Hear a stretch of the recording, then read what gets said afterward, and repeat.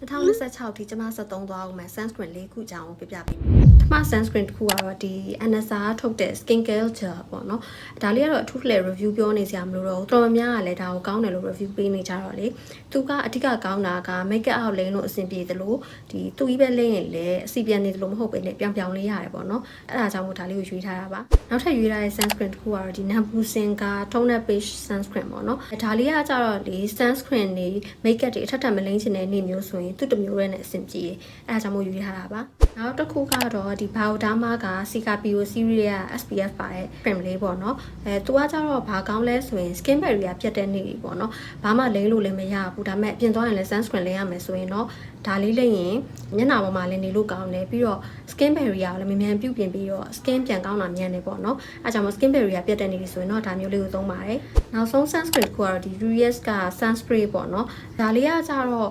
ကျွန်မကတော့ဒီ make up လိမ့်ထားတဲ့နေ့ဆိုရင်ဒီ sunscreen ပြန်လိမ့်တဲ့အခါအဆင်ပြေအောင်ဒါလေးပဲသုံးဖြစ်ပါတယ်။ဒါကတော့ sunscreen ကိုပြန်လိမ့်တဲ့အခါမှာအဆင်ပြေအောင်ရွေးထားတာပေါ့နော်။ဒါဆိုရင်အခုဗီဒီယိုကြည့်နေတဲ့သူတွေရော2026အတွက်ကိုယ့်အတွက်အကောင်းဆုံး sunscreen ကဘာဖြစ်မလဲဆိုတာကို comment မှာရေးခဲ့ကြအောင်နော်။